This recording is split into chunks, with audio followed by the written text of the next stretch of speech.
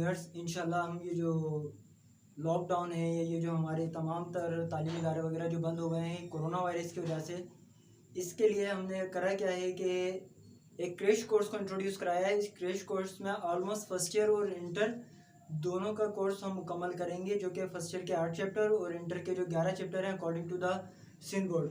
अच्छा, इसके अलावा हम अपने सिलेबस को हमने अपने सिलेबस को कुछ इस तरीके से डिज़ाइन किया है कि इससे जो प्री एंट्रेंस टेस्ट के स्टूडेंट हैं जो कि लम्स में, डाउ में, एनईडी में, नस्ट में या नम्स में जो भी दीगर ये मेडिकल या प्री इंजीनियरिंग यूनिवर्सिटीज़ के अंदर एडमिशन लेना चाहते हैं, उन स्टूडेंट्स को बहुत ज़्यादा फ़ायदा होगा। तो हमारी जो आज की पहली वीडियो है वो बिल्कुल बेसिक चीज़ पर है कि व्हाट इज़ केमिस्ट्री। अच्छा, केमिस्ट्री जो है it is a branch of science in which we study about the 3 main components. Number 1 composition, number 2 structure, and number 3 change in property of matter.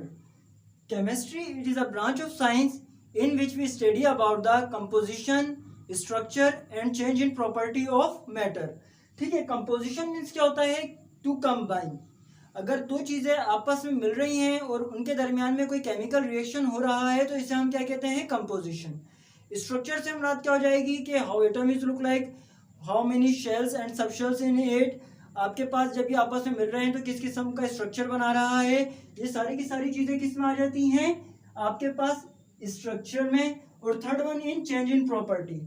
Change in property से मुराद क्या हो जाता है कि जब आपके पास केमिस्ट्री में चीज़ें मिलती हैं या जब भी किसी भी चीज़ के दरमियान में केमिकल रिएक्शन प्रोसीड होता है तो सब्सटेंसेस अपनी प्रॉपर्टी को मुकम्मल तौर पर लॉस कर देती हैं।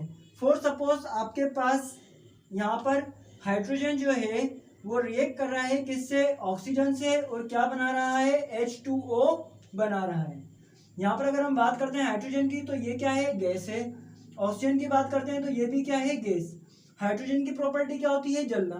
ऑक्सीजन की प्रॉपर्टी क्या होती है? जलने में मदद देना। लेकिन जब आपके पास इन टर्म्स ऑफ केमिस्ट्री कोई भी केमिकल रिएक्शन होता है तो आपके पास दोनों अपनी प्रॉपर्टीज को मुकम्मल तौर पर लॉस कर देंगे और एक नई चीज बन जाएगी। वो क्या है? वाटर।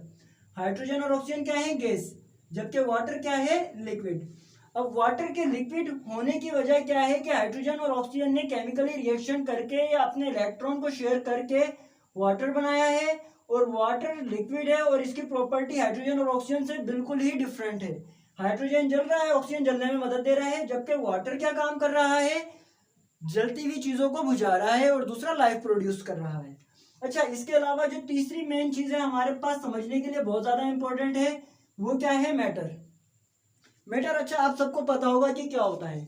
मैटर से मुराद क्या होती है? हर वो चीज जो कमियत रखे, यानी anything which has mass and occupy space is called matter.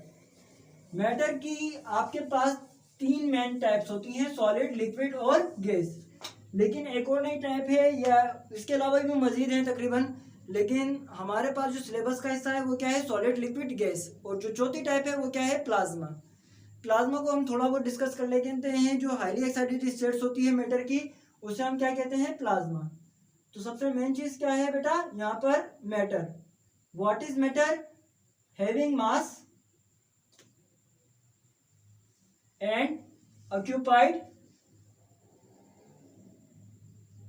space. Many states of matter क्या है? Solid, liquid, gas और the last one is plasma. खैर, इन चीज़ों पे जब हम अपने टॉपिक की तरफ आएंगे या जब हम अपने चैप्टर पर आएंगे, जब हम बड़ा डिटेल में डिस्कस करेंगे कि भाई सॉलिड क्या होता है, लिक्विड क्या होता है, गैस क्या होता है या प्लाज्मा क्या होता है। अब हम बात करते हैं मेन मैटर। मैटर जो आपके पास हमें यूनिवर्स में मिलता है वो दो चीज़ों में मिलता है। या तो मैटर हेट्रोजीनियस होता है या मैटर होमोजीनियस होता है। अब इन चीज़ों को समझ लें। होमो मीन्स क्या होता है? सेम। जेनियस मीन्स क्या होता है? फेज।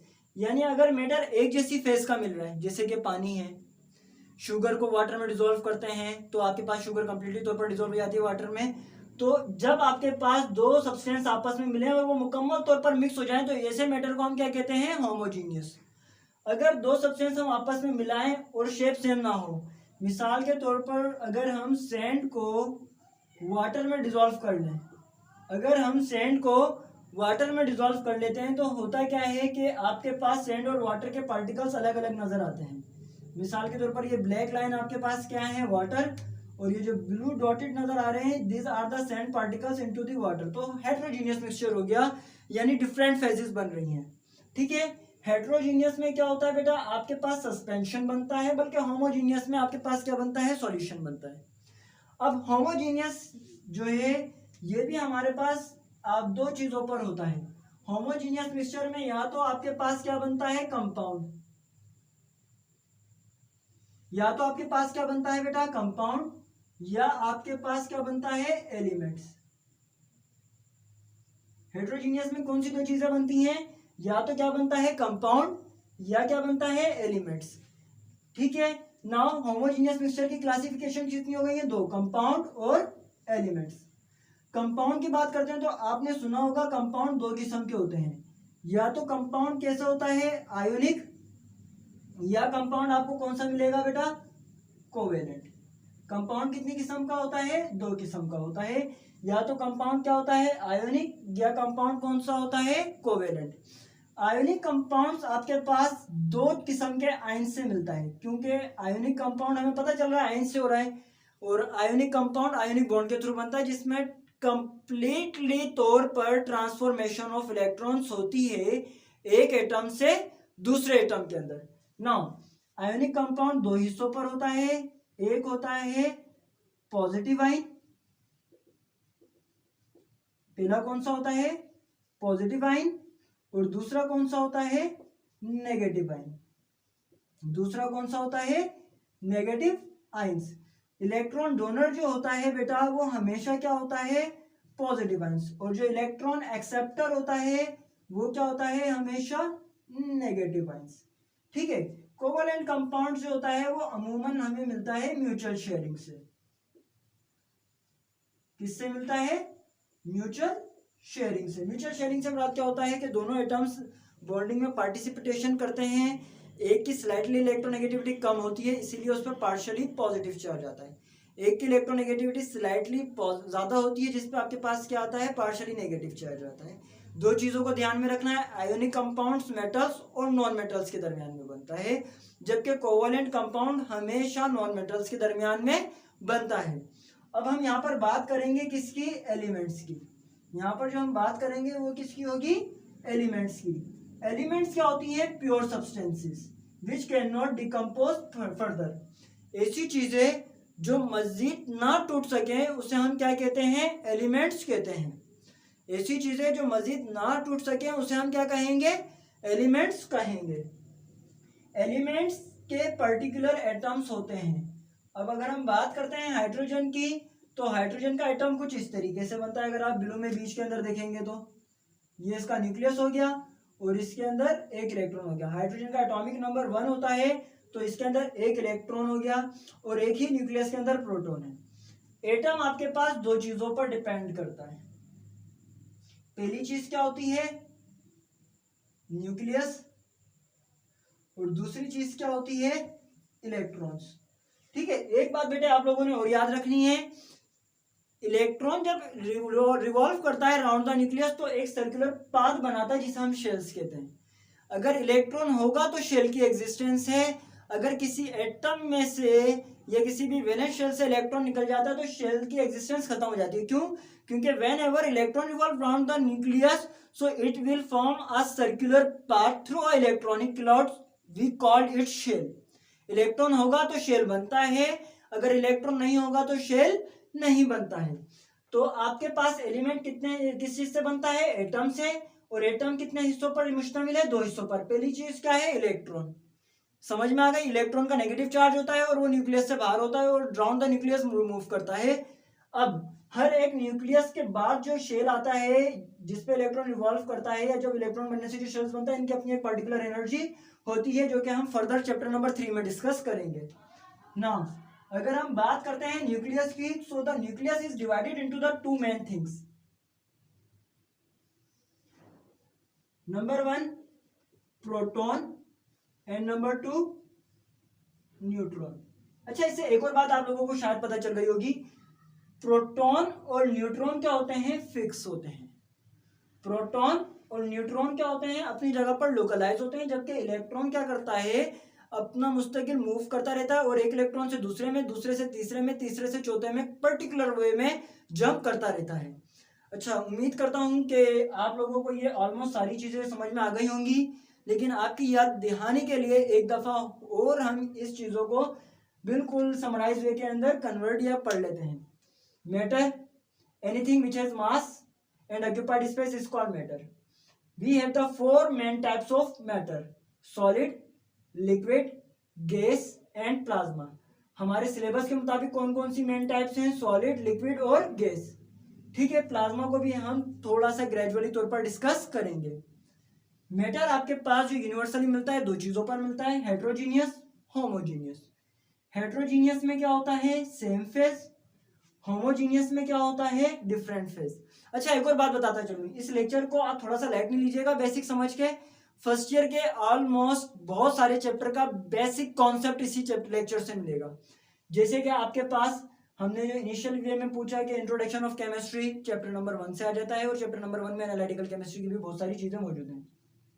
मैटर चैप्टर नंबर 2 से आता है, स्टेट्स ऑफ मैटर में, जिसमें हम सॉलिड, लिक्विड और गैस के बारे में पढ़ेंगे। इसके अलावा होमोजीनियस, हेट्रोजीनियस, ये हमारे पास चैप्टर नंबर 7 का है, सॉल्यूशन एंड इलेक्ट्रोलाइट्स। ठीक है बेटा, तो ये जो आज की वीडियो है वो आपके पास बेसिकली ट्रूली फर्स्ट ईयर का बेसिक कॉन्सेप्ट है। अगर आप इन चीजों को समझ लेंगे तो फर्स्ट ईयर की केमिस्ट्री को आप एक बेसिक तरीके से रैप अप कर लेंगे या रैप अप कर लेंगे आसानी से। नाउ हेट्रोजीनियस क्या होता है, डिफरेंट फेजेस। आपके पास जब आपके पास सॉल्यूट और सॉल्वेंट आपस में नहीं मिलते तो हेट्रोजीनियस होता है। होमोजीनियस सेम फेज, बहुत सारे एग्जाम्पल हैं, वाटर, सोडियम क्लोराइड, ग्लूकोज, बहुत सारी चीजें हैं होमोजीनियस मिक्सचर पर। ठीक है, होमोजीनियस मिक्सचर दो चीजों पर होता है, या तो कंपाउंड या एलिमेंट। एलिमेंट्स आपके पास बेसिकली एटम होता है। एलिमेंट क्या होता है, pure substances which can not decompose further. और एलिमेंट अपना सिंबल से पहचाना जाता है, जैसे कि हाइड्रोजन का H, लिथियम का Na, सोडियम का Na, कार्बन का C, फेरम का कैपिटल F, स्मॉल e, जिसे हम F ही कहते हैं, और फेरम को आयरन भी कहा जाता है। फ्लोरीन का सिंपल F है, ब्रोमीन का Br है। अच्छा, एक और बात याद रखिएगा, ब्रोमीन और मरकरी जो हैं वो लिक्विड हैं पूरे पीरियोडिक टेबल के अंदर, बाकी सारे के सारे या तो सॉलिड हैं या गैस हैं। ब्रोमीन और मरकरी क्या है, लिक्विड हैं। खैर बहरहाल, अब आपके पास एटम, ये हमारे पास चैप्टर नंबर 3 का बेसिक है। एटम को बहुत सारे लोग कहते हैं स्मॉलेस्ट पार्टिकल। हमेशा के लिए ये बात याद रखिएगा, atom is not smallest. Atom से छोटे आपके पास इलेक्ट्रॉन, न्यूक्लियस, न्यूक्लियस में प्रोटॉन और न्यूट्रॉन होते हैं। तो ये चीज आप अपने दिमाग से निकाल दीजिएगा कि एटम स्मॉलेस्ट होता है। ये डेफिनेशन 1808 में कभी चलती थी, जॉन डाल्टन ने दी थी। चैप्टर नंबर 3 में हमारे पास आएगा ये भी। ठीक है, तो आपके पास atom is a divisible particle, पहली चीज, और it is a basic and fundamental particle. Atom is consist of the two main parts, electron and nucleus. Electron revolve करता है अराउंड द न्यूक्लियस, जबकि न्यूक्लियस किन किन चीजों पर मुश्तमिल होता है, प्रोटॉन्स पर और न्यूट्रॉन्स पर। इलेक्ट्रॉन एक एटम से दूसरे एटम में जंप कर सकता है, जबकि प्रोटॉन और न्यूट्रॉन क्या रहते हैं, फिक्स रहते हैं। अब आ जाओ कंपाउंड पर।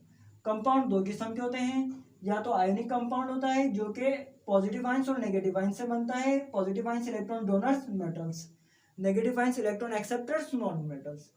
कोवलेंट कंपाउंड आपके पास म्यूचुअल शेयरिंग से होता है, और इसे हम क्या कहते हैं बेटा, आमतौर पर मॉलिक्यूल्स जितने भी बन रहे होते हैं वो कोवलेंट कंपाउंड से बनते हैं। ये हमारे पास चैप्टर नंबर 4 केमिकल बॉन्डिंग का। उम्मीद करता हूँ कि आपको ये वीडियो समझ में आई होगी, और ये तो होगा, आपको ज़रूर समझ में आएगी इंशाल्लाह। अगर आपको समझ में आ गई है तो लाइक करें, सब्सक्राइब करें और शेयर लाजमी कीजिएगा। ठीक है, और फर्दर मिलेंगे हम आपके पास नेक्स्ट वीडियो में, और कल इंशाल्लाह अज़्ज़ा-वजल इसी टॉपिक में से जनरल टॉपिक जो है वो बेसिक चीज़ों से हम कुछ MCQs को भी सॉल्व करेंगे, जो कि 3 से 4 मिनट की वीडियो की ड्यूरेशन होगी। तो एक दिन हमारी वीडियोस का सिलसिला चलेगा, और इंशाल्लाह उसी के दूसरे दिन हम लेक्चर्स से रिलेटेड वीडियोस बनाएंगे। तो दुआ में याद रखिएगा, अपना बहुत सारा ख्याल रखिएगा, और इस लॉकडाउन में मुस्तकिल घर पे रहकर पढ़ें और अपना बहुत ज़्यादा ख्याल रखिएगा। अल्लाह हाफिज़, अस्सलाम वालेकुम।